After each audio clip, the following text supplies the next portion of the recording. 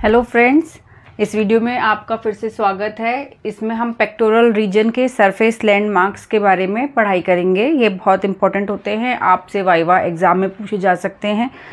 साथ ही साथ इनकी जानकारी होना इसलिए भी इम्पॉर्टेंट है क्योंकि जैसे जैसे अभी आप फर्स्ट ईयर क्लियर करेंगे, फिर आप सेकेंड थर्ड ईयर में जाएंगे, क्लिनिकल पोस्टिंग्स होंगी, तो वहाँ पे आपको जब आप पेशेंट को एग्जामिन करेंगे तो इन सरफेस लैंडमार्क्स की आपको हमेशा ज़रूरत पड़ती रहेगी। तो ये बेसिक्स आपके यहीं क्लियर हो जाने चाहिए। अब सरफेस लैंडमार्क्स मतलब आपके शरीर बॉडी के अंदर हम पूरी एनाटॉमी पढ़ रहे हैं डिटेल्ड, लेकिन आप जब किसी पेशेंट के कांटेक्ट में आएंगे तो how to identify what is beneath the body, जो आपकी उसकी बॉडी बाहर से एक्सटर्नल सरफेस से नज़र आ रही है, उस पे ऐसे कौन से लैंडमार्क्स हैं जो कि खास इम्पोर्टेंस रखते हैं, जिसका आपको ये उन सरफेस लैंडमार्क्स को आप आइडेंटिफाई करते हैं और एग्जामिनेशन में आपको उनसे हेल्प मिलती है। ठीक है, आपको पता है अंदर यहाँ पे कोई सी ब्लड वेसल जा रही है, लेकिन उस ब्लड वेसल को आपको बॉडी पे, लिविंग बॉडी पे कहाँ पे ढूंढना है, कहाँ पालपेट करना है, या मान लीजिए कोई आपको पता है कि हाँ एनाटॉमी अंदर से सब मसल आप जानते हैं, लेकिन उसको आपको बॉडी पे कहाँ मार्क करना है, उसको कहाँ आपको आइडेंटिफाई करना है, कहाँ उसकी पैथोलॉजी ढूंढनी है। तो इसलिए surface landmarks pectoral region. Pectoral का मतलब होता है इन एंशिएंट ग्रीक, अगर आप देखेंगे तो pectoral means related to chest. तो हम एंटीरियर चेस्ट वॉल की इस समय सरफेस लैंडमार्क्स के बारे में पढ़ेंगे। पिछले वीडियो में हमने क्लेविकल बोन देखी थी। क्लेविकल बोन, शोल्डर बोन जो आपकी यहाँ पे होती है, कॉलर बोन जिसे कहते हैं साधारण भाषा में, हिंदी में उसे हंसली कहते हैं। तो यह बोन यहाँ पे मैंने आपको उसमें बताया था कि that is a through out subcutaneous bone. ये थ्रू आउट सबक्यूटेनियस होती है। उसका कौन कौन सा पार्ट सबक्यूटेनियस होता है वो भी बताया था। तो जो आपका सबसे पहला जो पार्ट है, दोनों साइड में you can feel this clavicle bone. और ये कहाँ से कहाँ तक एक्सटेंड करती है? मीडियल, यानी अंदर बॉडी में अंदर की साइड, सेंटर की तरफ, मीडियल और लेटरल। मीडियल पोर्शन में ये कहाँ से आपका स्टर्नम से जॉइंट बनाती है, स्टर्नो क्लेविकुलर जो जॉइंट बनता है। तो यहाँ अगर आप इसका फील करेंगे तो ये आपको यहाँ पे इसका स्टर्नल पार्ट, हेड नज़र आएगा। फिर आप देखेंगे, आप उसको धीरे धीरे पालपेट करते हुए जाएंगे तो ये आपने देखा, ये पहले तो बाहर की तरफ को इसका उभार है, और फिर जब आप जितना अपने शोल्डर की तरफ को जा रहे हैं, इसका जो ये गहरा उभार जो है वो गहराई में बदलता जा रहा है। हमने पढ़ा था बोन में कि उसका जो मीडियल 2/3, 2/3 और 1/3 हिस्से में हम उसे बांटते हैं। तो मीडियल पोर्शन का अंदर की तरफ का जो 2/3 पार्ट है वो बाहर की तरफ को उभार लिए हुए है, और लेटरल जो पार्ट है वो गहराई लिए हुए है। तो हम इसको फील भी कर सकते हैं। तो इस तरीके से भी आप इसको याद रखिए। और ये जाके कहाँ मिल जाती है? आपकी स्कैपुला के एक्रोमियल पार्ट से, एक्रोमियो क्लेविकुलर जॉइंट बनाती है। तो ये आपका दोनों साइड में you can feel this clavicle bone.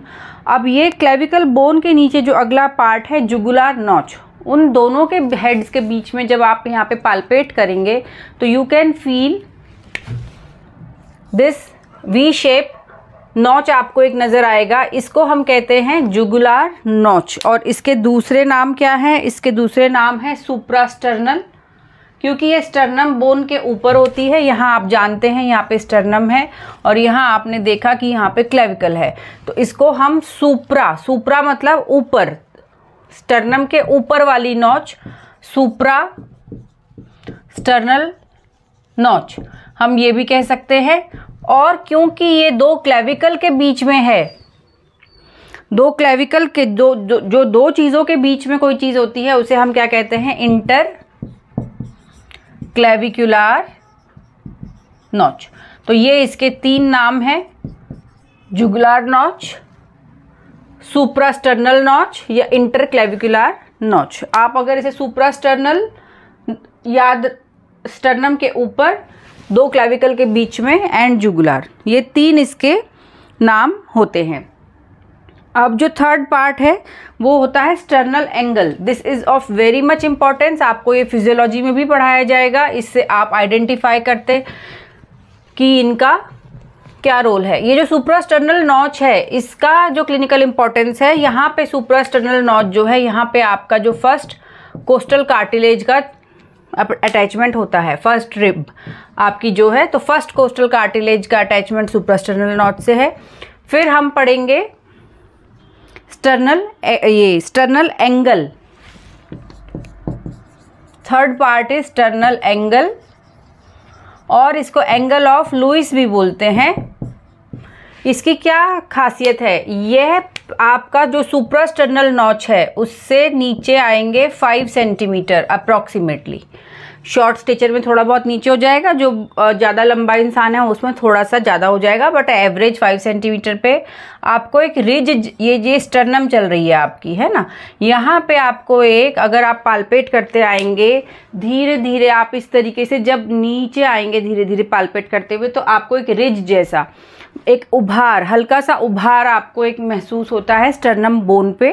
तो ये जो रिज है इसको हम कहते हैं स्टर्नल एंगल और एंगल ऑफ लुईस। इसकी क्या खासियत है, ये एक तो ये जो मैन्यूब्रियम स्टर्नाए, स्टर्नल बॉडी, ये मैन्यूब्रियम स्टर्नाए है ऊपर का पार्ट, ये स्टर्नल बॉडी है और यहाँ पे एक होता है जिफाइड प्रोसेस। स्टर्नम के जैसे अगर आप ये 3 पार्ट देखते हैं तो ये जो मैन्यूब्रियम स्टर्नाई और स्टर्नल बॉडी का यहाँ पे अटैचमेंट है, और इस अटैचमेंट की वजह से इसमें अगर आप इसको तो आपको ये हल्का सा यहाँ पे हल्का उभार महसूस होता है जब आप पाल्पेट करते हैं। तो ये इसकी क्लिनिकल इंपॉर्टेंस क्या है, सबसे पहली क्लिनिकल इंपॉर्टेंस, एक तो ये आपका इसका जॉइंट है, दूसरा अगर आप यहाँ पहुँच के ये आपने स्टर्नल एंगल पाल्पेट किया और आप जब बाहर की तरफ जाएंगे, दोनों तरफ इसके स्टर्नम से बाहर की तरफ जाएंगे, तो यहाँ पे जो अटैचमेंट है वो आपका है सेकेंड कोस्टल कार्टिलेज, और उससे आके क्या अटैच होती है फिर सेकेंड रिब।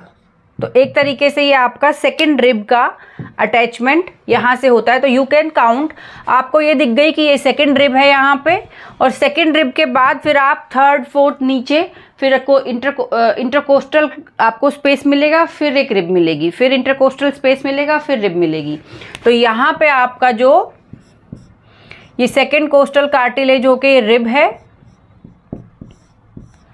फिर उसके बाद आपको जो, जब आप नीचे जाते जाएंगे तो देन यू कैन काउंट, अगर आपने फिर इंटरकोस्टल स्पेस को फील किया, फिर आप रिब आई तो आप पहचान जाएंगे कि this is third, this is fourth, this is fifth, इस तरीके से you can count the ribs.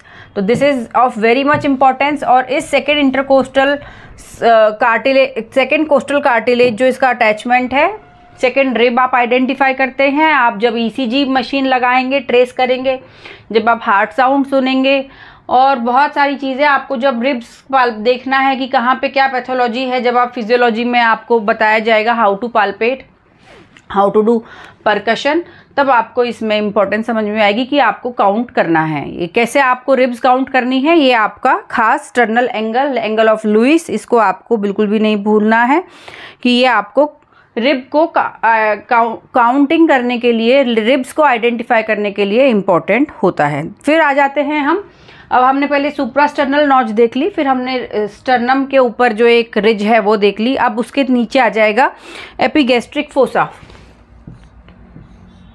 ये आपका एपिगैस्ट्रिक ये बॉडी हो गई, और ये जिफॉइड प्रोसेस है, जिफॉइड प्रोसेस। और यहाँ पे जो है आपका दिस इज, ये आपकी रिब्स ऐसे चलती हैं, फिर भी यहाँ पे ये आ गया आपका एपिगैस्ट्रिक फोसा। जब आप इसको देखेंगे तो ये आप जब पाल्पेट करते जाएंगे तो यहाँ एकदम से आपको ऐसा लगेगा कि बोन खत्म हो गई है, द बोन इज फिनिश्ड, आपका जो रेसिस्टेंस आपको दबाने पे फील होता है वो गायब हो जाएगा। तो दिस इज एपिगैस्ट्रिक फोसा। ये इसलिए इम्पोर्टेंस है क्योंकि यहाँ पे अगर आप देख रहे हैं तो ये जो अटैचमेंट होता है ये 7th रिब का होता है, 7th कोस्टल कार्टिलेज, और कोस्टल कार्टिलेज के आगे से फिर वो रिब ज्वाइन हो जाती है। तो ये एपिगैस्ट्रिक फोसा का इम्पोर्टेंस है। यहाँ पे से फिर आपका जो एब्डोमेन, हम जब पाल्पेट करते हैं तो हम यहाँ तक आते हैं ऊपर तक, और ये आपका कोस्टल मार्जिन चलता है दोनों साइड में। और लिवर जो है आपका इस कोस्टल, हालांकि वो एब्डोमिनल ऑर्गन है बट वो इस कोस्टल कार्टिलेज के बाहर पाल्पेट नहीं होता है, ना ही स्प्लीन आपकी यहाँ से बाहर आती है। तो ये आपकी स्टर्नम यहाँ ख़त्म हो गई है, यहाँ 7th रिब का अटैचमेंट है। आगे ये आपकी जो फिर 7th के बाद हमें पता है कितनी रिब्स होती हैं, 12 रिब्स होती हैं। तो ये आपका कोस्टल मार्जिन हो जाती है ना। ये जुड़ी भी नहीं है, they are not coming up to the midline, but this is 7th के बाद में फिर 8, 9, 10th, 11th, 12th यहाँ तक ये आपकी आती है। और इसी पार्ट के अंदर आपका लिवर होता है और वो आपको रूटीनली पाल्पेट नहीं होता। और ये जो पार्ट है दिस इज एपिगैस्ट्रिक फोसा। फिर उसके बाद अगर हम देखते हैं, हमारा एक इम्पॉर्टेंट लैंडमार्क होता है निप्पल। अब हम आगे ब्रेस्ट का पूरा एग्जाम देखेंगे, लेकिन फीमेल्स में, एडल्ट फीमेल में निप्पल का जो लोकेशन है that is very much variable because of the bulk of the breast tissue जो आपका वहाँ पे प्रेजेंट है। लेकिन मेल्स में और जो प्री मैच्योर फीमेल्स हैं, प्री मैच्योर मतलब प्यूबर्टी से पहले की फीमेल्स, और मेल्स में निप्पल का जो पोजीशन होता है वो काफ़ी हद तक एक जगह लोकेटेड होता है and it is located in the 4th intercostal space. 4th intercostal space, आपने 2nd रिब काउंट करी, फिर 2nd इंटरकोस्टल स्पेस आया, फिर 3rd रिब आई, फिर 3rd इंटरकोस्टल स्पेस, फिर 4th rib, 4th intercostal space. और इस 4th इंटरकोस्टल स्पेस में दोनों साइड में आपका निप्पल प्रेजेंट होता है। और ये निप्पल की एग्जैक्ट लोकेशन अगर आप देखेंगे कि कहाँ प्रेजेंट है, तो this is around 10 centimetre from the, ये मिड स्टर्नल जो स्टर्नम के बीच में से जा रही है, this is a mid sternal line. यहाँ से अप्रॉक्सीमेटली 10 सेंटीमीटर इसकी लोकेशन होती है। आगे जाके हम देखेंगे टर्नर सिंड्रोम एक होता है, XO, आपने 12th स्टैंडर्ड तक पढ़ा होगा टर्नर सिंड्रोम XO, जिसमें आपके प्रेजेंट होते हैं। उसमें हम एक फीचर पढ़ते हैं वाइड स्पेस्ड निप्पल जो होते हैं लड़की में, तो वो हम इसको अगर हम देख रहे हैं कि ये very much more than 10 centimetre away है, तो हम उसको, ये एक उसका क्लिनिकल फीचर होता है। तो ये आपका, और अगर आप इसको देखेंगे, एक होती है मिड क्लेविकुलर लाइन, ये क्लेविकल है यहाँ पे प्रेजेंट हमारे, है ना। तो क्लेविकल की जो मिड क्लेविकुलर लाइन है, जो ये क्लेविकल को हाफ में डिवाइड कर रही है, ये एक आर्बिट्रेरी लाइन होती है, ये mid sternal line. These are all called arbitrary lines और imaginary lines. They are actually not present on the body. वो आप जब बॉडी का एग्जामिनेशन करेंगे तो आपको नज़र नहीं आएगा, लेकिन आप एक अंदाजे से उसको बॉडी में अपने दिमाग में मान सकते हैं। आपको पेशेंट के शरीर पे ये मार्क भी नहीं करने होते हैं, लेकिन आप एक अंदाजे से अपने दिमाग में, जब आप बार बार पेशेंट्स को देखते हैं, बार बार एग्जामिनेशन करते हैं, फर्स्ट ईयर में आपको फिजियोलॉजी में बार बार ये एग्जामिनेशन के तरीके सिखाए जाएंगे, तो उसमें आपका जब ये आपको एक ये अंदाज़ा लेना है कि this is mid clavicular line. तो ये जो निप्पल प्रेजेंट होता है, ये 4th, ये हमारी 2nd रिब, 3rd, 4th यहाँ पे प्रेजेंट है, और ये जस्ट मीडियल प्रेजेंट है, जस्ट मीडियल। मीडियल का मतलब क्या होता है, बॉडी के अंदर की तरफ, है ना। तो जस्ट मीडियल मतलब अगर हम ये एक आर्बिट्रेरी मिड क्लेविकुलर लाइन मान रहे हैं, तो उससे वो अंदर की तरफ थोड़ा सा प्रेजेंट होता है। और अप्रॉक्सीमेटली ये जो डिस्टेंस होता है, this is approximately 10 centimetre. Mid sternal line से अप्रॉक्सीमेटली 10 सेंटीमीटर। अगर हम मिड क्लेविकुलर लाइन से उसका रिलेशन पूछेंगे तो हम कहेंगे जस्ट मीडियल। मीडियल मतलब इन towards the centre of the body. और अगर हम कहते लेटरली, तो लेटरली मतलब होता कि बॉडी के बाहर की तरफ। तो just medial to the midclavicular line. अब जो ये नेक्स्ट पार्ट है मिड क्लेविकुलर लाइन, निप्पल के बाद 6th पार्ट हमारा जो है, अब ये मिड क्लेविकुलर लाइन कहाँ से जाती है, क्लेविकल का तो बीच का पार्ट हो गया।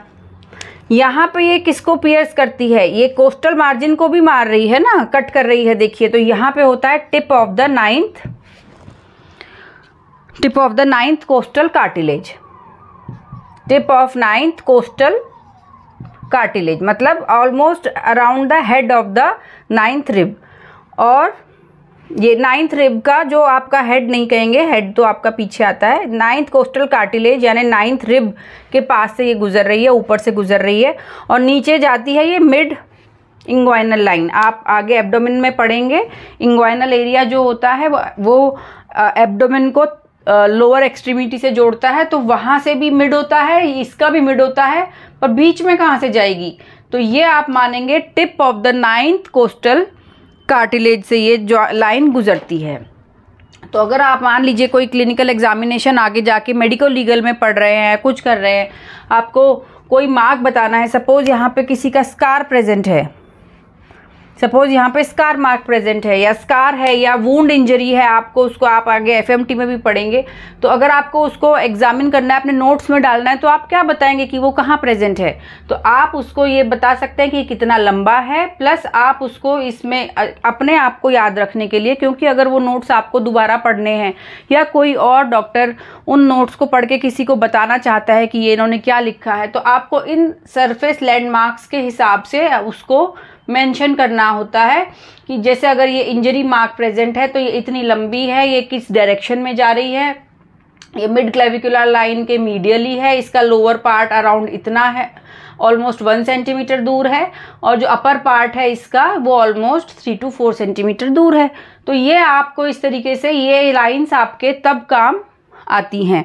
तो ये आपको फुल लाइफ ही आपके काम आने वाली हैं। आप किसी भी स्पेशलिटी में चले जाइए, आप मान लीजिए मेडिकल ऑफिसर बनते हैं या आप मेडिको लीगल में होते हैं, कोई भी आप काम कर रहे हैं, तो आपको ये सरफेस लैंडमार्क्स का हमेशा पता होना चाहिए।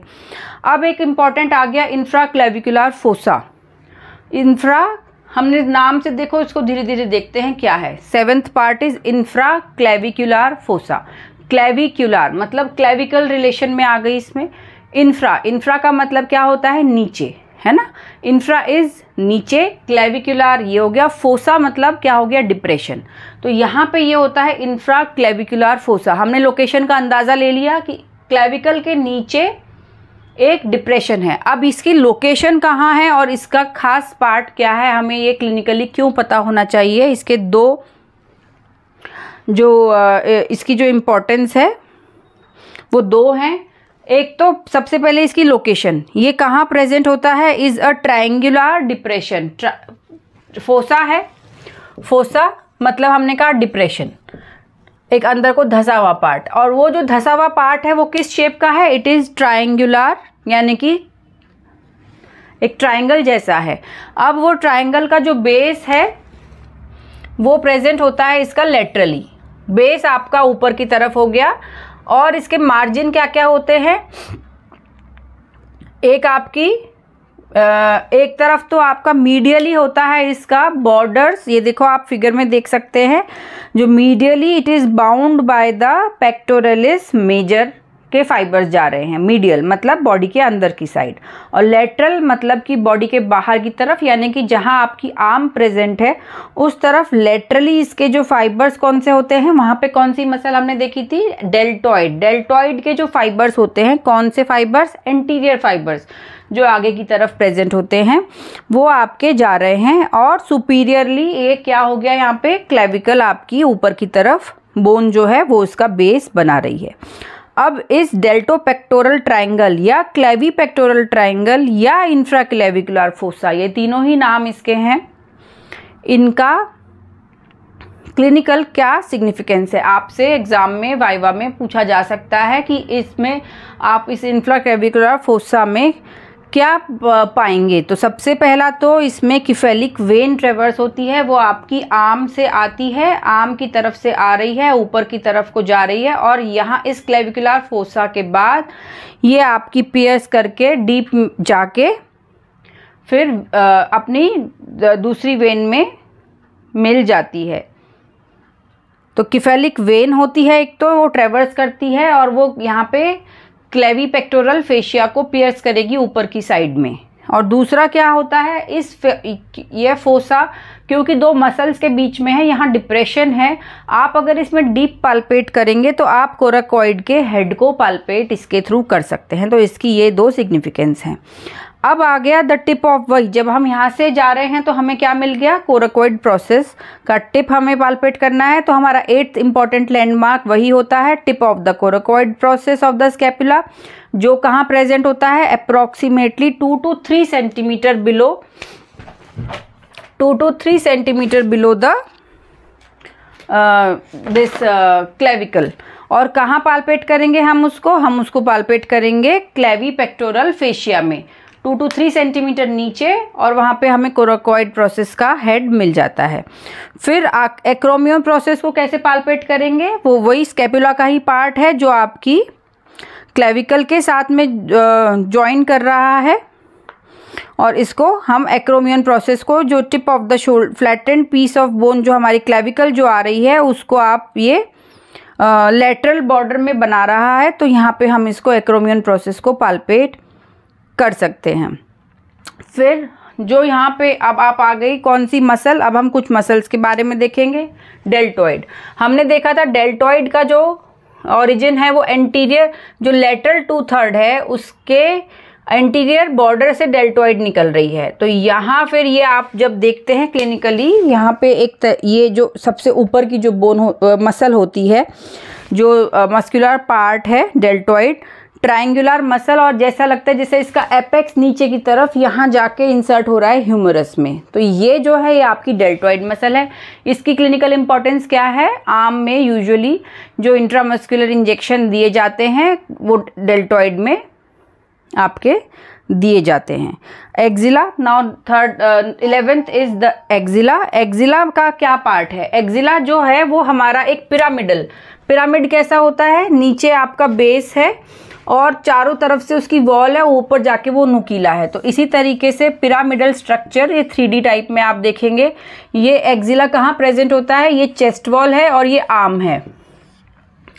ये चेस्ट वॉल का लेटरल पार्ट है, बिल्कुल ये वाला पार्ट, और ये आर्म है। तो यहाँ पे जो ये फोसा है, this is axillary fossa, axilla. Latin का में होता, लैटिन वर्ड है एक्जिला और इसका मतलब होता है आर्म पिट। जैसे अगर जैसे हम हिंदी में बोलें तो बगल, जो हमारी ये बगल है, इसका बेस, ये जो पिरामिड का जो बेस है वो कहाँ है, वो नीचे की तरफ है, और जो इसका ये एपेक्स है वो अंदर की तरफ, ऊपर की तरफ जा रहा है। तो आप इसको अपनी बॉडी पे खुद पाल्पेट करके महसूस कर सकते हैं कि इसके, जब ये पिरामिडल है तो इसके 4 वॉल्स होती हैं। तो एक तो हो गई एंटीरियर वॉल, सबसे पहले तो बेस हो गया कौन सा, जो आपका इनके नीचे बन रहा है। फिर हो गया आर्म, एंटीरियर सरफेस, फिर उसका हो गया ये लेटरल बॉर्डर, फिर इधर इस तरफ मीडियल और पोस्टीरियर। तो अब इनमें क्या क्या आएगा, जो स्पेस जो आपका प्रोमिनेंट हो जाता है उसको हम एक्जिला कहते हैं। एंटीरियर एक्सिलरी फोल्ड जो है आपका, इट कंटेन्स कौन सी, lower fibre of the pectoralis major उसका एंटीरियरली प्रेजेंट होते हैं। पोस्टीरियर अगर आप देखेंगे तो वहाँ पे लैटिसिमस डोर्साई जो है वो आपके स्कैपुला की तरफ से आ रही है। जब हम पोस्टीरियर चेस्ट वॉल पढ़ेंगे तो उसमें आपको पता चलेगा। मीडियली यानी towards the main part of the body, medially क्या प्रेजेंट होती हैं, अपर 4 रिब्स। तो एक्जिला के कांटेक्ट में क्या है, अपर 4 रिब्स और उनका इंटरकोस्टल स्पेस, और उसके ऊपर जो मसल होती है सेरेटस मसल। तो ये इसके मीडियली आ गया। और लेटरली क्या है, ये आर्म है, आर्म में अंदर क्या होता है, हमारा ह्यूमरस बोन है, उसका हेड एंड कुछ फाइबर्स ऑफ डेल्टॉइड। तो ये इसकी सारी एनाटमी, पूरी डिटेल्ड एनाटमी आगे पढ़ाई जाएगी। ये आपको सिर्फ एक लैंडमार्क के तौर पे बता रहे हैं। इसकी खासियत होती है, इसमें बहुत सारे ग्लैंड्स होते हैं। वो ग्लैंड्स जो होते हैं वो ब्रेस्ट मेलिग्नेंसी में आपके इन्वॉल्व होते हैं। कौन सा ग्लैंड इन्वॉल्व हुआ है तो हमें कम से कम उसको स्टेजिंग में और इन सब चीज़ों में फ़ायदा होता है। तो under this last part is mid axillary line. अभी हमने एक आर्बिट्रेरी लाइन पहले देखी थी, मिड स्टर्नल, मिड क्लेविकुलर और इसी तरीके से मिड एक्सिलरी लाइन। तो जो मिड एक्सिलरी लाइन होती है ये भी एक आर्बिट्रेरी वर्टिकल लाइन है जो एक्सिला को बीच में से डिवाइड करती है between the anterior and posterior axillary folds. तो ये वीडियो था surface anatomy of pectoral region पे। नेक्स्ट वीडियो में हम superficial fascia of pectoral region पढ़ेंगे कि उसके क्या क्या कंटेंट होते हैं, उसकी क्या इंपॉर्टेंस होती है, और उसी में ब्रेस्ट का पार्ट भी आता है, वो भी डिटेल में हम पढ़ेंगे। अगर आपको ये वीडियो अच्छा लगा है तो प्लीज़ इसे लाइक करिए, अपने फ्रेंड्स में शेयर करिए और हमारे चैनल को सब्सक्राइब ज़रूर करिए। आपकी कोई भी क्वेरी है आप उसको प्लीज़ कमेंट बॉक्स में डाल के पूछ सकते हैं, हम आपका जल्दी से जल्दी रिप्लाई करेंगे। और चैनल को सब्सक्राइब ज़रूर करिएगा।